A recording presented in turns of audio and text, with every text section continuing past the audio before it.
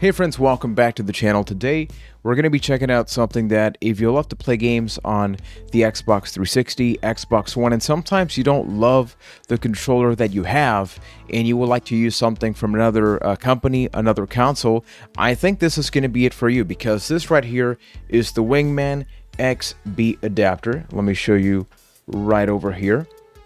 This is going to be my live test. With the exception of one controller, I really haven't put this to the test, but you can see in simplest forms here, you can use a variety of different controllers on the Xbox One, 360, the Xbox Series S and the X, even on your PC, and I believe via former update, you can even go back to the OG Xbox and check out just some of the stuff that works. So Xbox One, the Elite, Switch Pro, PS3, PS4, PS5.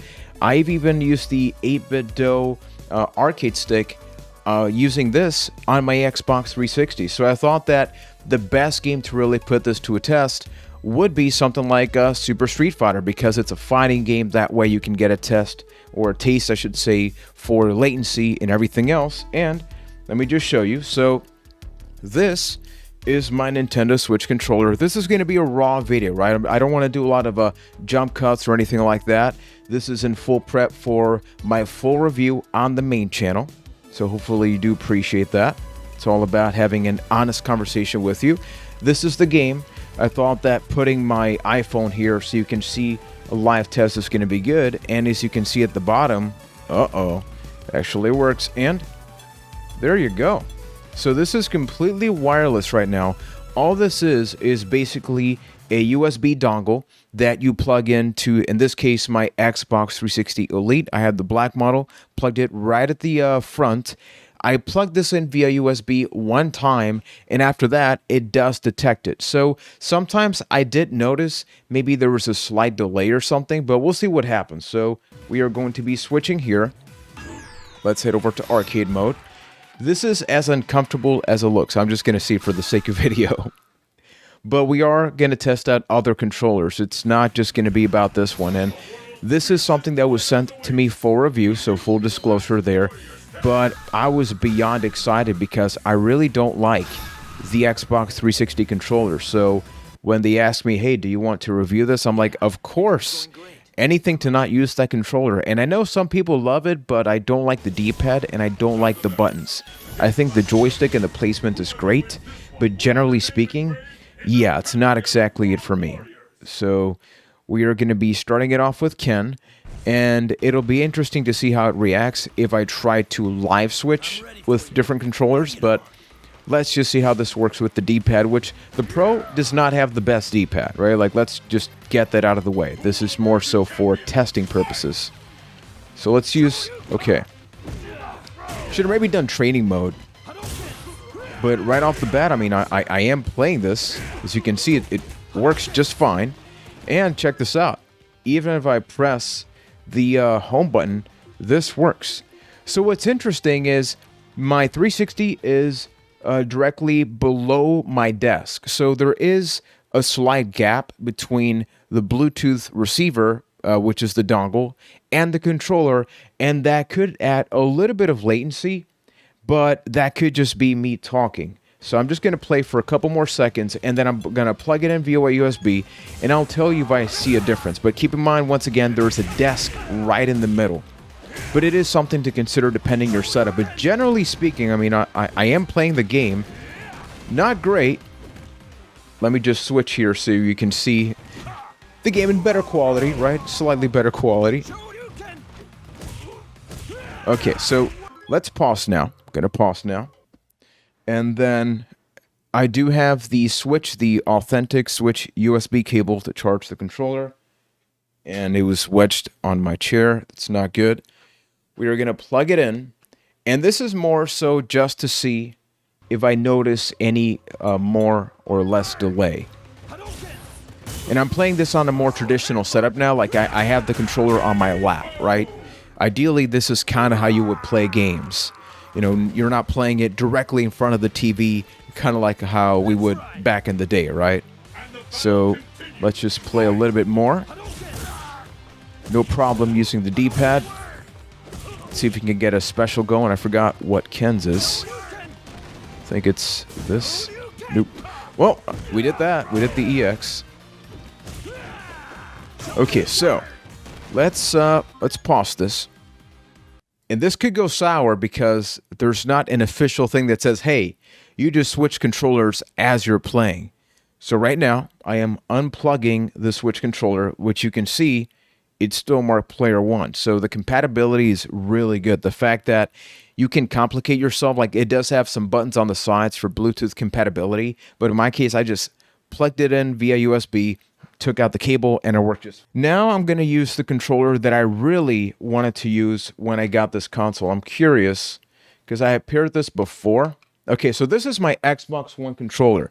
This is the one that I'm really going to be using on a pretty much full-time basis with this.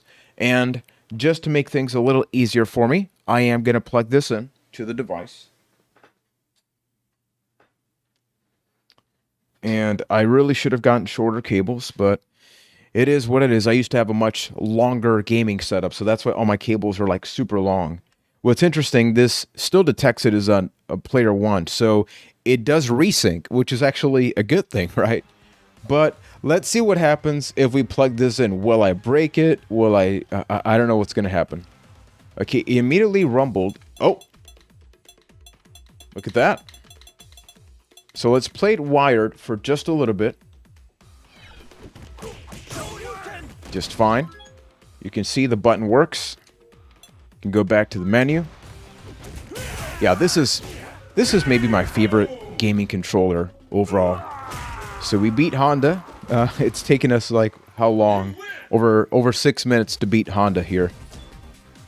And as this continues, I want to see what happens now if I don't unplug the dongle, but I unplug the controller. Does it stay connected? It's a bad example right now because it's in the menu, but okay, so right now it's not connected. It's blinking. So let's do something here. Try this again. Once again, it's a live test. Game, can you hold on for a second, buddy? Hey. Okay. I almost hit my computer there. Okay. Let's try this again. Gonna pause. Okay, there we go. So we paused just to play it safe. If we unplug, does it resync? Okay, it does not resync. Now, I'm going to do the blinking light here. So I'm going to hit the Bluetooth pairing on the Xbox One controller. So you see that's blinking. I'm going to hit the blinky lights on the dongle. Everything's blinking like crazy. See a lot of blinking. There's a lot of blinking, and I'm not sure. This is where I should have looked at. Oh, it worked. Okay, it actually worked. Look at that. So let me just show you. So in this case, if you want to make sure it's like fully compatible, like you don't have any problems here, when you turn on the Xbox One controller, you want to hit that top button. Worth pointing out, if you want to play this wireless, it has got to be the 2nd gen and beyond controllers for the Xbox One, because the initial one did not have Bluetooth. So now, as you can see, we are playing this game via Bluetooth with the controller. And honestly, like for me, this alone is worth the price of admission, because yeah, I can use the PS4 controller and all that, and we are going to be trying that out in just a little bit, but at the end of the day, this is the actual controller I want to use with the Xbox 360. But the benefit is, keep in mind, this does work for the Xbox One. So if you want to use a 360 controller on Xbox One, that is an option. If you want to use a PS3, PS4, and yeah, it was even PS5, right? Yeah, even PS5 controllers. I don't have a PS5, so I can't really talk about that, right? But I should try to play good. Seriously, I should have just done training mode. Street Fighter is a bonus in this video, folks, okay? It is a bonus. I'm not having any problem hitting the moves, though. I'm just having a problem playing the game, but that's beside the point. So, now, we are going to be trying out...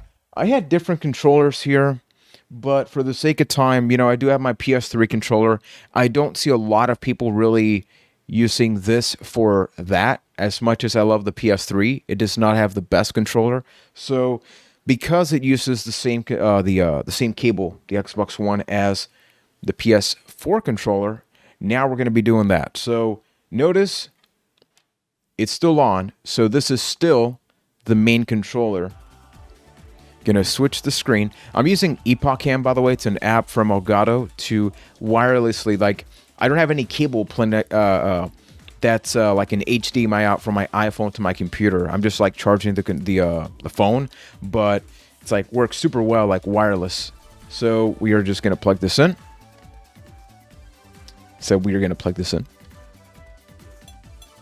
My goodness. So this is actually the first time I have tried with the PS4 controller. As I mentioned, I've only done like the arcade stick before that, and the arcade stick worked flawlessly. Like, that is alone worth the price of admission. And going from the Xbox One controller to this one is a little rough, not gonna lie. Okay, at least I hit that. Can we get a grapple in? Oh, denied. Denied, people. Okay, we got that. Now, let's hit pause here and see how this one works when we plug it or unplug it. So let's just do this and see if we got to synchronize it, which I honestly kind of forget how. Oh, look at that.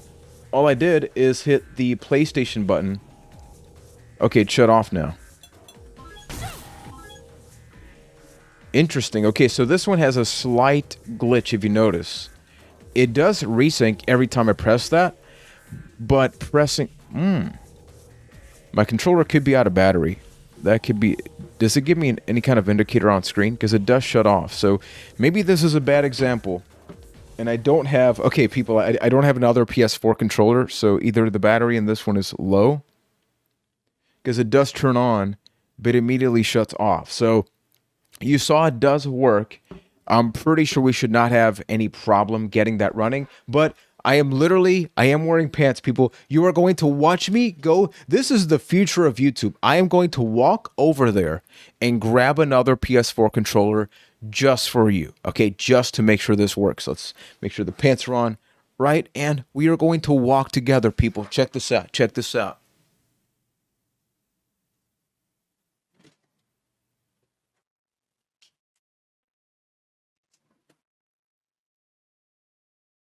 We got ourselves another PS4 controller. And this one barely turns... People, I don't really use my PS4. I don't know if you can tell that. But this is part of it, right? This is part of the conversation. It's all about having some fun. I think that regardless, you probably made up your mind. Plus, honestly, like, in my case, I pretty much always play wired just because my setup is so close to me. Like, my computer is right here. My consoles are not even an arm's length away from me. So for me, there's not a big difference. So as you can see here, I mean, you can't see here actually. Okay. So when we do this, I think it's maybe glitching between both controllers. So let's just try this. It is important that we do this, even though it's kind of messy, just because it's all about really testing the product out, right? Okay. Exactly. Okay, so I guess it was just getting confused between both controllers, so I just unplugged the dongle, I plugged it back in, and just like that, it's working just fine.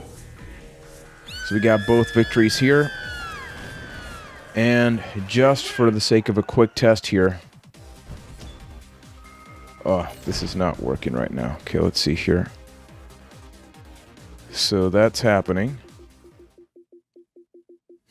So I am able to go to the menu. With the other controller, it shut off. So I do think it's a case of the purple controller, maybe the battery was a little low. But you can see here, it works like a charm. So 2 fights in, I think the overall consensus is we have tried out the Xbox One controller. We tried out the Switch Pro controller, which I know a lot of people love, and the PS4 controller.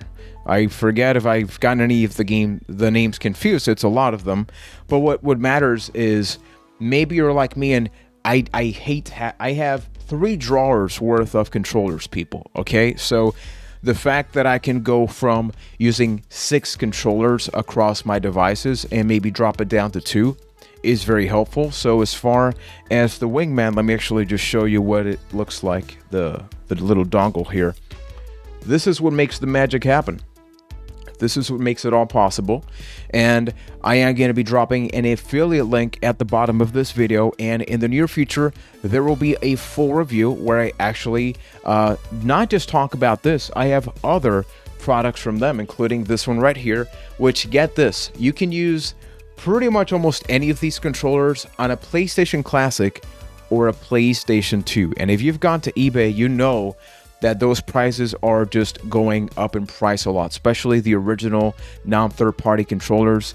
And then we have another one that you can do pretty much all of this, but towards the PlayStation 4 and all of that good stuff. So let me know if you're intrigued, if you're interested in buying this product, and if so, and in the case of the Xbox 360, which controller would you plug all of this in? Keep in mind that much like how I used the 8BitDo fight stick, before I hit record, this opens up Pandora's box with like fighting sticks. You can use any of your favorite ones on almost any of the consoles, especially if they allow you to reconfigure some options. So if you like what I do, make sure to subscribe, give me that thumbs up, and subscribe over to the main channel. This is going to be more of a raw, work in progress channel. I love it when some of my favorite channels have a more laid back type of video format that you can see, sort of the behind the scenes recording, some footage that you are going to be seeing on the main channel. So up until next time, thank you for watching, supporting, and take care, everybody.